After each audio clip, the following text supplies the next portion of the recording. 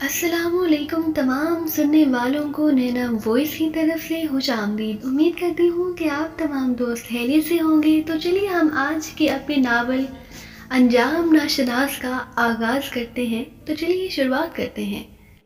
अंजाम नाशनास आकबत ना अंदेशों के घुमंड और जुल्म की लर्जा खेस दास्तान।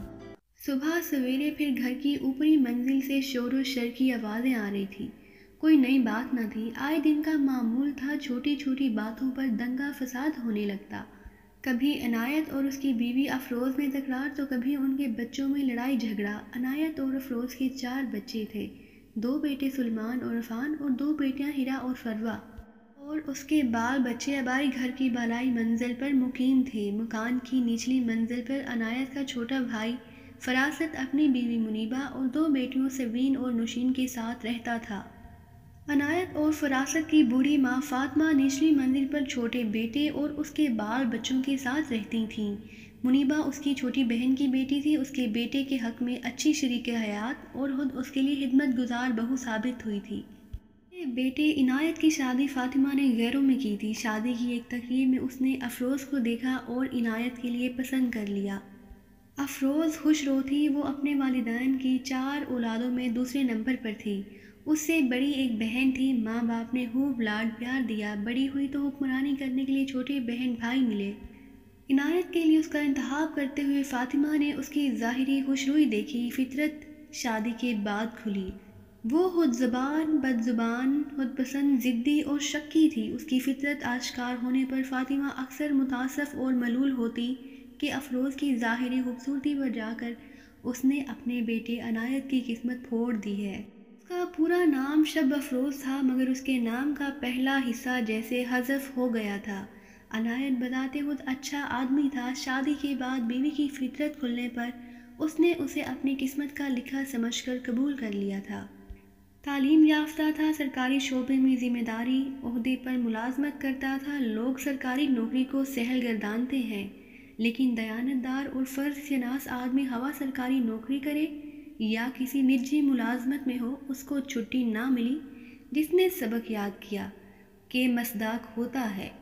अब यही हाल था। सुबह को घर से निकला, शाम को थका मांदा घर वापस लौटता। अफरोज़ के साथ 2 दहाइयों से ज़्यादा अरसे की रफ़ाकत के बाद उसने अपने दिल को उस तलख़ हकीकत पर ठहरा लिया था कि वो नाकाबिले इस्लाह थी। बाज़ लोग वक्त गुजारने के साथ अपनी हामियों पर काबू पा लेते हैं, लेकिन कुछ ऐसे भी होते हैं जिन्हें ना वक्त बदल पाता है ना हालात। अफरोज़ भी उन्हीं में से थी। बदज़ुबानी पर आती तो ना शोहर का लिहाज करती ना बूढ़ी सास का। मुनीबा और उसकी बेटियों से तो उसे खुदा वास्ते का बैर था। अक्सर उन्हें बुरा भला कहती रहती, तो अपनी फितरत से मजबूर होकर और इसलिए भी कि मुनीबा की अपने परायों में बड़ी इज्जत और तौक़ीर थी। अनायत भी दोहरा रिश्ता होने के नाते मुनीबा की बहुत इज्जत करता था। का मामूल था कि दफ्तर से घर वापस लौटता तो पहले कुछ देर निचली मंजिल परियों के पास बैठता, फिर ऊपर जाता। मुनीबा चाय पानी को पूछती तो कभी पी लेता, कभी मना कर देता। मुनीबा ने कोई खास चीज़ पकाई होती तो उसी वक्त पेश कर देती, वरना वो जब ऊपर उठकर जाने लगता तो उसे दे देती या उसके जाने के बाद दोनों बेटियों में से किसी के हाथ भिजवा देती, जो अफरोज़ को सख्त नागवार गुजरता।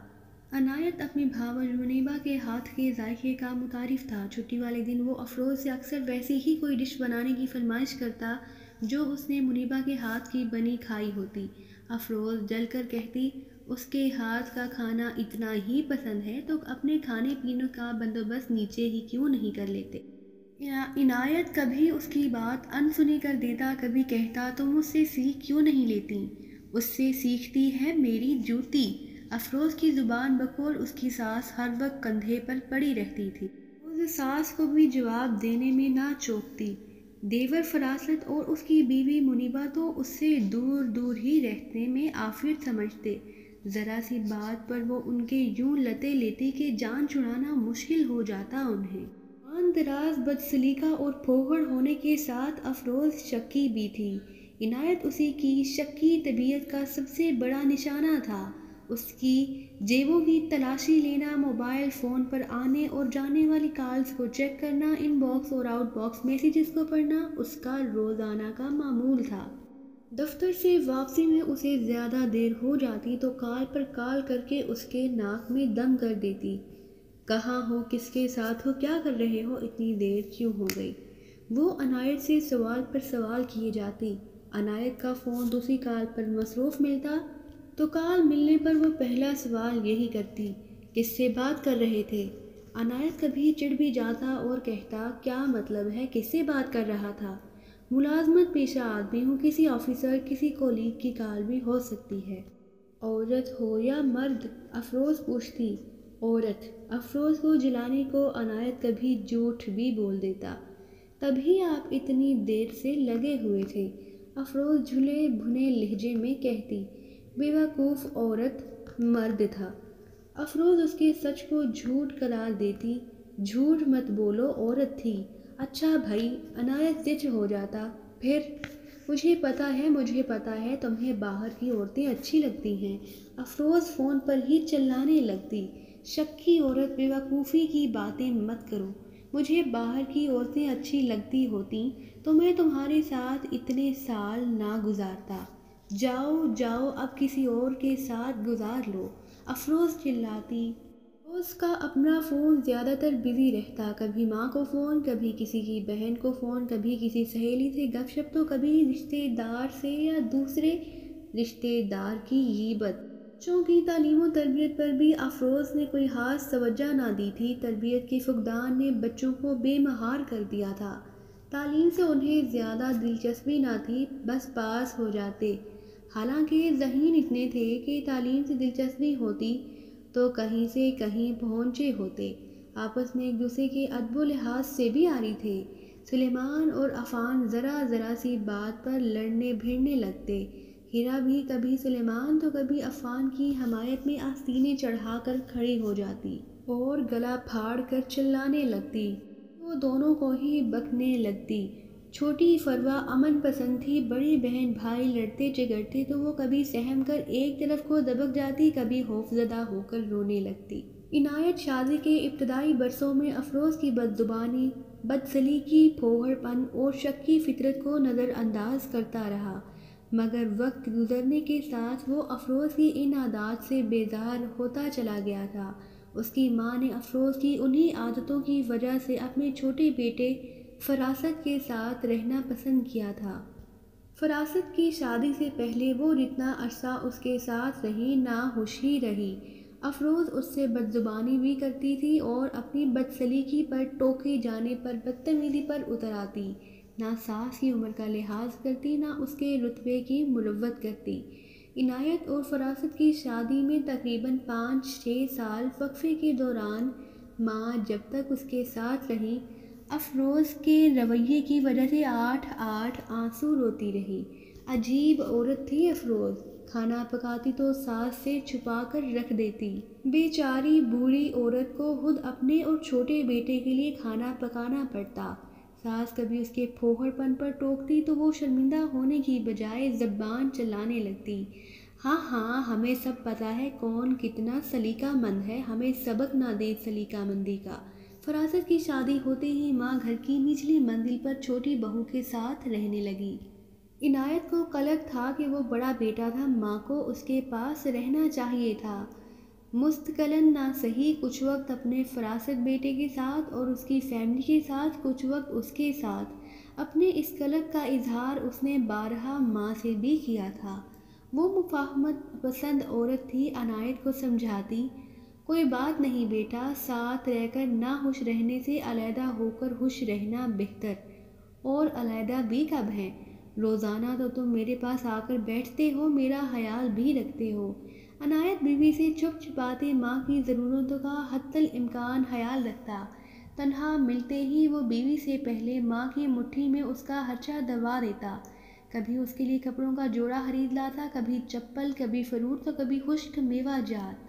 وہ بیمار ہوتی تو ڈاکٹر کے ہاں لے جاتا، اس کی دوا دارا کرنا۔ ماں کا خیال چھوٹا بیٹا اور اس کی بیوی بھی ہر طرح سے رکھتے۔ افروز کو اندازہ تھا کہ عنایت اس سے چوری چھپے ماں کو پیسے بھی دیتا ہے اور اس کی ضرورتوں کا خیال بھی رکھتا ہے، مگر اس سلسلے میں وہ عنایت پر کوئی پابندی لگانے سے قاصر تھی۔ عنایت نے سخت لہجے میں اس سے کہہ دیا تھا، تمہاری اور بچوں کی ہر ضرورت پوری کرتا ہوں میں۔ اگر تم نے امی کو میرے لیے کچھ لینے دینے پر گڑبڑ کی تو سیدھی اپنے ماں باپ کے گھر جاؤ گی۔ ذرا رعایت نہیں کروں گا میں تمہارے رویے کی وجہ سے وہ پہلے ہی میرے ساتھ نہیں رہتی۔ یہی میرے لیے بہت بڑی شرمندگی کی بات ہے۔ عنایت کو افروز سے ایک نہیں بے شمار شکایتیں تھیں، مگر کچھ اپنی شرافت، کچھ ماں کے سمجھانے بجھانے سے وہ افروز سے طبعی ہم آہنگی نہ ہونے کے باوجود خاموشی سے گزر بسر کیے گیا۔ ماں چاہتی تھی کہ اس کی ازدواجی زندگی کا شیرازہ نہ بکھرے، گھر بنا رہے، جڑا رہے، لیکن وقت کے ساتھ عنایت باوجود کوشش کے افروز کے طرز عمل کے رد عمل میں تلخ ہوتا چلا گیا۔ عورت نے اسے نہ ذہنی سکون دیا، نہ بچوں کی تعلیم و تربیت پر توجہ دی تھی، گھر کو امن و خوشی کا گہوارہ بنانے کی بجائے اکھاڑا بنا دیا تھا۔ دونوں بیٹے سلیمان اور عفان آئے دن ایک دوسرے سے لڑتے، نہ بڑے کی چھوٹے پر شفقت تھی، نہ چھوٹے کو بڑے کا احترام۔ بڑی بیٹی ہیرا زبان درازی میں ماں سے بھی سوا تھی، ماں اسے ایک کہتی تو وہ پلٹ کر 10 سناتی۔ بھائیوں سے بھی اکثر اس کی مورکہ آرائی رہتی، بس ایک فروا تھی جس نے تینوں بڑے بھائی بہنوں سے الگ اپنی دنیا بسا لی تھی۔ اسے ماں سے بھی محبت تھی، باپ سے بھی ہمدردی، بھائی بہنوں کے منہ بھی نہ لگتی۔ دادی چچی کا بھی احترام کرتی اور چچا کی دونوں بیٹیوں سے بھی اچھا سلوک رکھتی، جس پر اسے ماں سے اکثر ڈانٹ بھی سننے کو ملتی، کیوں گھسی رہتی ہو تم ان دشمنوں میں؟ فروا جب چھوٹی تھی تو افروز اسے دادی اور چچا چچی سے دور رہنے کی تنبیہ اس کا گال اپنی چٹکی میں دبوچ کر کیا کرتی تھی، اور فروا اس کے اس تشدد پر ہلکی سی سسکاری بھر کر رہ جاتی۔ کافی دیر اسے اپنا گال سہلانا پڑتا، لیکن اب وہ چھوٹی نہ رہی تھی۔ افروز نے اس کے گال کو چٹکی میں دبوچنے کی بجائے آنکھیں دکھانے پر اکتفا کر لیا تھا۔ ماما دشمن تو نہیں ہے وہ، فروا اپنی ماہین سی آواز میں بولتی۔ ہاں تو جیسے دوست ہیں نا، افروز اسے گھورتی۔ دادو تو اتنا پیار کرتی ہیں ہم سب سے، دکھاوا فریب میں جانتی ہوں بڑھیا کتنا پیار کرتی ہے تم سب سے۔ ارے اس کا تو اگر بس چلتا مجھے اس گھر سے نکلوا کر ہی دم لیتی، تم تو بچے تھے، تمہیں کیا خبر اس عورت نے کتنے ظلم کیے ہیں مجھ پر۔ افروز جھوٹ موٹ رونے لگتی، حالانکہ ایسا ہرگز نہ تھا۔ عنایت کی ماں تو اب بھی، جبکہ وہ بیوی سے بھر پایا تھا، اسے سمجھاتی، بیٹا گھر بنا رہے، جڑا رہے تو اچھا ہے۔ اتنے برسوں سے برداشت کر رہا ہوں امی، اب تو عاجز آ گیا ہوں۔ میرے بچے جوان ہو گئے، خود بڑھاپے کی دہلیز پر پہنچ رہی ہے، مگر سدھرنے میں نہیں آتی، عنایت نے کہا۔ اللہ تمہارے صبر کا اجر دے گا تمہیں، ماں عنایت کو دلاسا دیتی۔ اسے بخوبی اندازہ تھا کہ اس کا لائق، محنتی، فرما بردار اور شریف النفس بیٹا، جسے اس نے اس کے مرحوم خاوند نے اپنی پہلی اولاد ہونے کے باعث کتنے ناز و نام میں پالا تھا، شادی کے بعد کیسی بیچاری زندگی بسر کر رہا ہے۔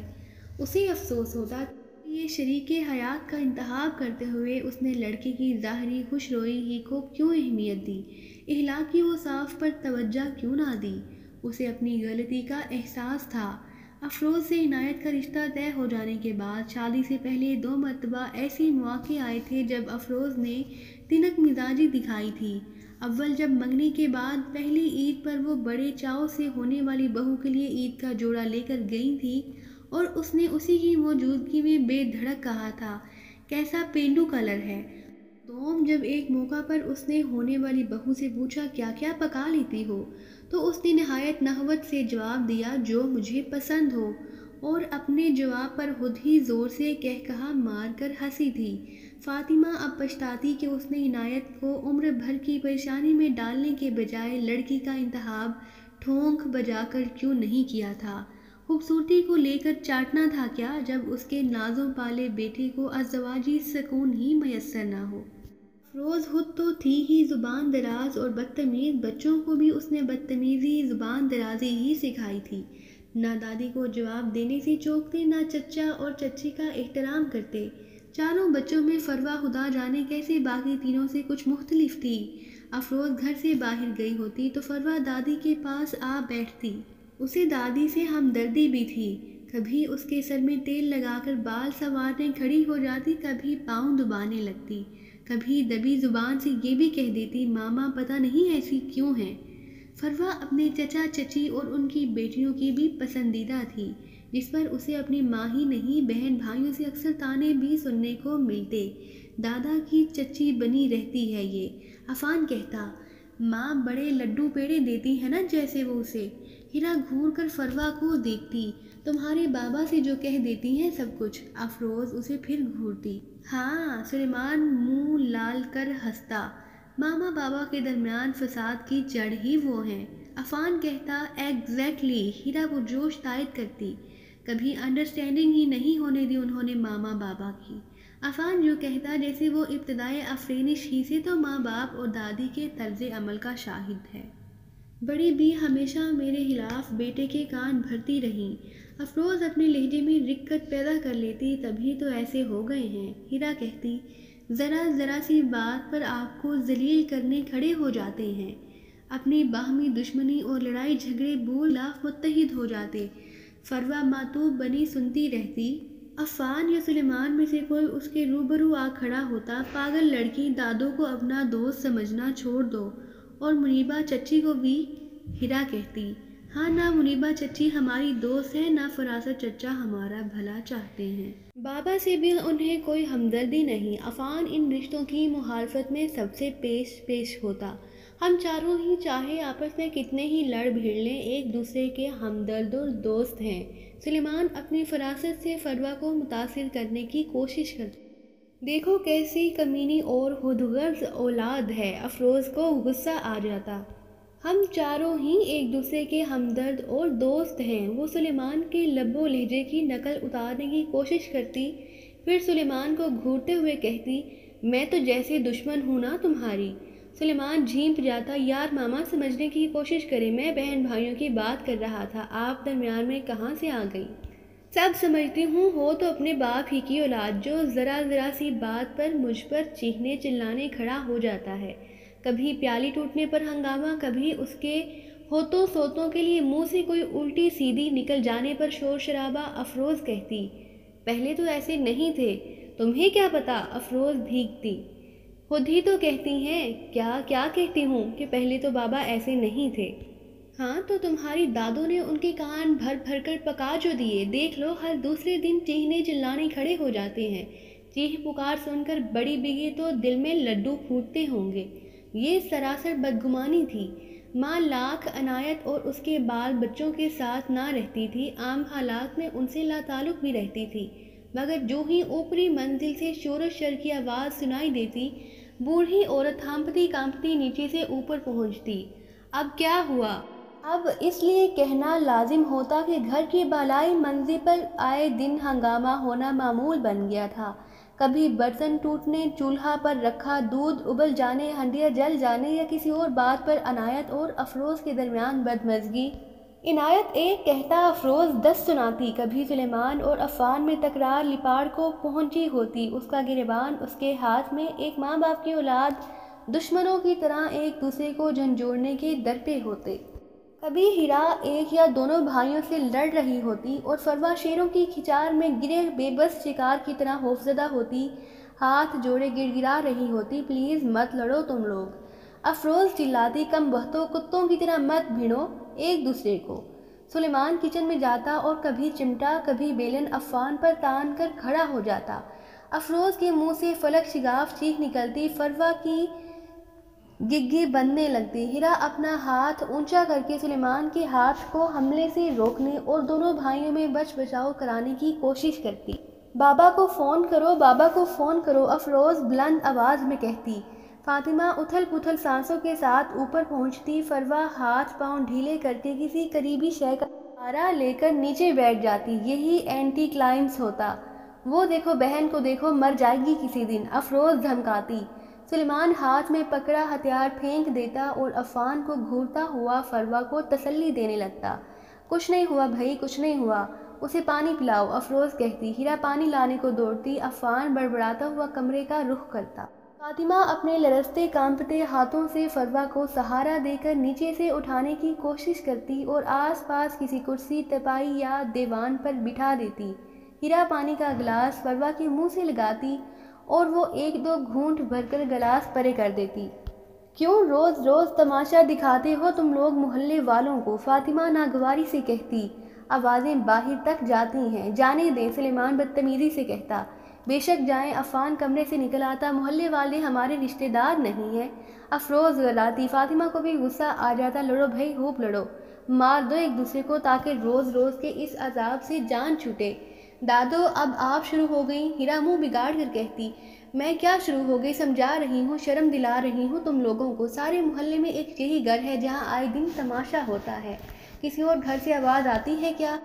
ہاں ہاں، بس ہم ہی ذلیل لوگ ہیں، باقی تو سب شریف ہیں، سب کی ہسٹری معلوم ہے ہمیں۔ افروز اوچھا وار کرتی۔ تمہارے منہ تو لگتی نہیں ہوں میں، شام کو بیٹا آئے تو ایک ایک کے 10 لگا تو دیتی ہو اس سے۔ افروز کہتی، اللہ کی مار لگانے والی پر۔ فاطمہ کہتی، اللہ دادو ہیں تو آپ بہت بڑی کھلاڑی، بابا کو ماما اور ہم لوگوں کے خلاف بھر بھی ہوپ دیتی ہیں اور پھر معصوم بھی بن جاتی ہیں۔ سلیمان بدتمیزی کرتا۔ اولاد کی اولاد کے ہاتھوں یوں اپنی ذلت ہوتے دیکھ کر فاطمہ کا جی بھراتا۔ جتنے پردے میں ڈالتی ہوں اللہ ہی جانتا ہے، وہ روحان سی ہو کر کہتی۔ ارے یہاں کون سے الٹے پلٹے کام ہو رہے ہیں جو پردے ڈالتی ہو؟ تنتناتی۔ حالہ آپ نیچے آ جائیں۔ نچلی منزل سے زینے کے نزدیک کھڑی منیبہ پکارتی۔ جاؤ، تمہاری سگی بلا رہی ہے۔ افروز مزید بدتمیزی دکھاتی۔ جائیں دادو، پلیز چلی جائیں، فروا دادی سے کہتی۔ فاطمہ آنسو پوچھتی بوجھل دل کے ساتھ نیچے چلی جاتی۔ حالہ آپ چلی کیوں جاتی ہیں اپنی بے عزتی کروانے کو؟ زینے کے نزدیک کھڑی منیبہ ساس کا ہاتھ تھام لیتی۔ ہاں ہاں، وہ تمہاری بچیاں کر لے ساری عزت، ہمیں اپنے گلے میں تمغے لٹکوانے کا کوئی شوق نہیں۔ کنسویاں لینے کو اوپر زینے کے نزدیک آ کھڑی ہوئی افروز فنکار تھی۔ منیبہ خاموش رہنے میں ہی عافیت جانتی۔ عنایت کو نہ فاطمہ کچھ بتاتی، نہ منیبہ اور اس کا شوہر۔ عنایت کو اس کی عدم موجودگی میں گھر آئے دن ہونے والے ہنگامے اور اس کے بیوی بچوں کی فاطمہ سے بدتمیزی اور بدزبانی کے بارے میں کچھ نہ بتانا گویا فساد کو مزید ہوا دینے سے بچانے کا معاہدہ تھا۔ فاطمہ اور اس کی چھوٹی بہو اور بیٹے کے درمیان فاطمہ کو عنایت پر ترس آتا۔ اگر فراست اور منیبہ کبھی اسے مجبور بھی کرتے کہ وہ اسے بتائے کہ اس کی بیوی ہی نہیں، بچے بھی اس سے کتنی بدتمیزی کرتے ہیں، تو وہ گڑ گڑا کر دھیرے سے کہتی، وہ بیچارہ تو پہلے ہی عذاب میں ہے، میں بتاؤں گی تو عذاب بڑھے گا، کم تو ہونے سے رہا۔ حالانکہ میں نے ایک دفعہ کہیں پڑھا تھا کہ ہر اچھے آدمی کے لیے جسے دنیا میں بیوی بری ملی ہو، آسمان پر ایک حور بیٹھی اس کا انتظار کر رہی ہوتی ہے اور زمین والی بیوی کو اس آدمی کے ساتھ برا سلوک کرتے دیکھ کر کہتی ہے، او بدبخت، کیوں تو ستاتی ہے اس نیک آدمی کو؟ اسے تو میرے پاس آنا ہے، میں اس کا انتظار کر رہی ہوں۔ ایک روز منیبہ نے ساس سے، جو اس کی حالہ بھی تھی، کہا۔ فاطمہ نے ٹھنڈی سانس بھری اور دل گرفتگی سے بولی، خدا بخشے، میری ماں کہا کرتی تھی، لوگ بیٹیوں کے نصیب اچھے ہونے کی دعا مانگتے ہیں، ماں باپ کو اپنے بیٹوں کا مقدر اچھا ہونے کی دعا بھی مانگنا چاہیے۔ نہ کرے بیٹے کی قسمت کسی خراب عورت سے لڑ جائے تو اس کی زندگی عذاب ہو جاتی ہے، بڑے بھائی کی طرح۔ اپنے شوہر فراست کی دیکھا دیکھی منیبہ بھی عنایت کو احترام سے بڑے بھائی کہا کرتی تھی۔ ہاں، میری عنایت کو اچھی عورت نہیں ملی، کبھی اس عورت نے شوہر کو دل سے عزت نہیں دی، سچی محبت کی نظر سے نہیں دیکھا، کبھی اس کے کھانے پینے کا اس طرح خیال نہیں رکھا جیسے ایک اچھی بیوی رکھتی ہے، کبھی اس کے دکھ درد کی ساتھی نہیں بنی، کبھی اس کی بیماری آزاری میں اس کی دلداری نہیں کی، ہمیشہ دل آزاری ہی کرتی رہی۔ منیبہ جو پڑھی لکھی تھی، ساس کی بات سن کر بولی، حالہ افروز بھائی جیسے لوگوں کو سیلف سینٹرڈ کہا جاتا ہے، انہیں صرف اپنی ذات کی پرواہ ہوتی ہے، انہیں صرف اپنی خوشی، اپنا غم دکھائی دیتا ہے، انہیں دوسروں کے دکھ سکھ کی کوئی پرواہ نہیں ہوتی، ان کے لیے صرف اپنی ذات اہم ہوتی ہے۔ خود غرضی ہے نا منیبہ؟ فاطمہ کے لہجے میں ناگواری کے ساتھ دکھ بھی تھا۔ ہاں حالہ، سراسر خود غرضی اور خود پسندی۔ انسان کو اتنا خود غرض نہیں ہونا چاہیے کہ اسے اپنے سوا اور کوئی دکھائی ہی نہ دے۔ جسے اپنے سوا کوئی اور دکھائی نہ دے، وہ آخر میں اکیلا ہی رہ جاتا ہے۔ عام سمجھ بوجھ کی عورت فاطمہ نہایت فلسفیانہ بات کر گئی، حالہ آپ ان کے جھگڑے چکانے مت جایا کریں، افروز بھابھی اور بچے جب آپ سے بدتمیزی کرتے ہیں تو مجھے اچھا نہیں لگتا۔ منیبہ بولی، बेटा, हर बात तहैया कर लेती हूँ कि आइंदा नहीं जाऊँगी। सच पूछो तो मेरा ऊपर जाने को दिल भी नहीं चाहता, मगर क्या करूँ, जब शोर सुनती हूँ तो जाना पड़ता है। अल्लाह माफ़ी।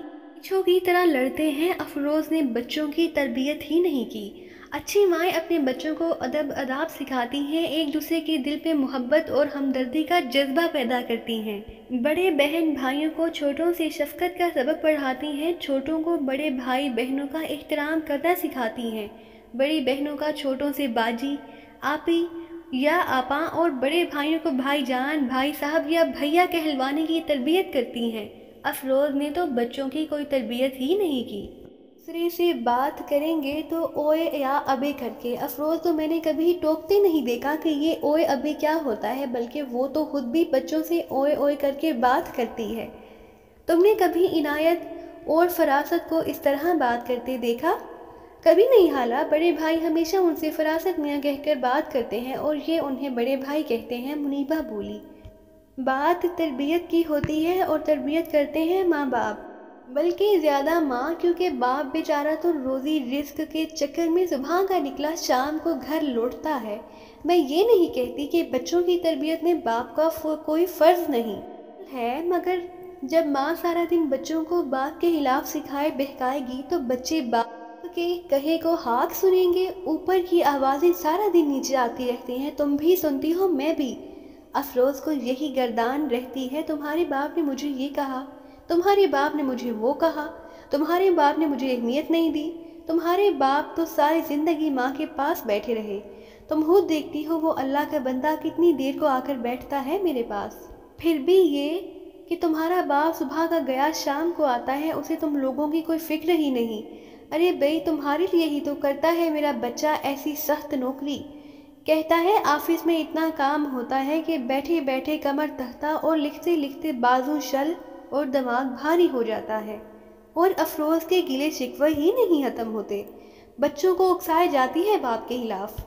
हाला अल्लाह बख्शे, हमारी अम्मी कहा करती थी, औलाद के दिल में बाप की मोहब्बत, एहतराम और उसकी दुख तकलीफ़ का एहसास माँ डालती है। बिल्कुल ठीक। फातिमा ने छोटी बहू की बात की तायद की।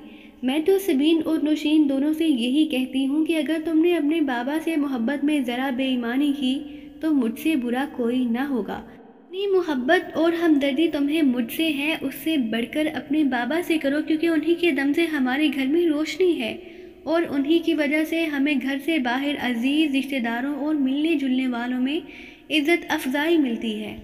मैं देखती हूँ मुनीबा, तुम किस तरह से बच्चियों को बाप से मोहब्बत और एहतराम पर राग़िब रखती हो। समर तुम ही खाओगी। अल्लाह पाक अफरोज़ को भी हिदायत दे।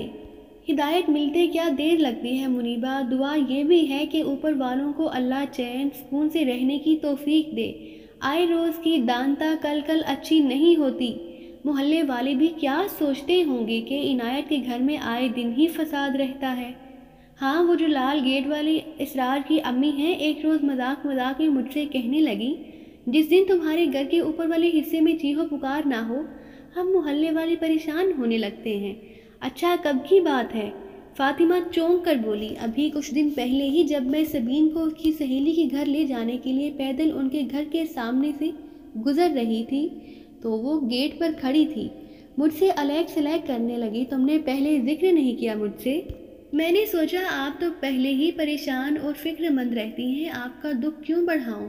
बस उस वक्त मुंह से निकल गई बात। देख लो, जिन घरों में कल कल रहती हैं, मोहल्ले वाले भी कैसी कैसी बातें करते हैं उनके बारे में, हंसते होंगे। आप अपना दिल ज़्यादा बुरा मत करें। कैसे ना करूं, मैं तो इतनी शर्मिंदा रहती हूं कि मैंने मोहल्ले वालियों से मेल जोल ही कम रखा हुआ है। भाभी को तो कोई फ़र्क नहीं पड़ता, वो मिलती जुलती हैं सबसे। मुनीबा ने कहा, सिवाय हमारे सबसे दोस्ती है उसकी। फातिमा ने दिल गिरफ्तगी से कहा, और लोग ये समझते हैं कि फातिमा बहुत बुरी सास है। आपसे किसने कहा हाला? मुनीबा चौंकी। लोगों की नज़रों ने फातिमा का लहजा दुख में डूबा हुआ था। मुनीबा जो फातिमा की छोटी बहन की बेटी थी, तीनों बहनों में सबसे छोटी थी। बाप का इंतकाल बहुत पहले हो गया था। माँ का इंतकाल उसकी शादी के 2 साल बाद हुआ। मुनीबा की बड़ी बहन समीना गैरों में ब्याही थी। शोहर दुबई में मुलाजमत करता था। शादी के बाद समीना भी शोहर के पास दुबई चली गई थी। साल 2 साल बाद वतन आती मंजली बहन शाहीना की शादी दूर पार के रिश्तेदार घराने में हुई थी। शादी के बाद तवील अरसा औलाद से महरूम रही, फिर अल्लाह ने करम कर दिया और बेटा पैदा हुआ।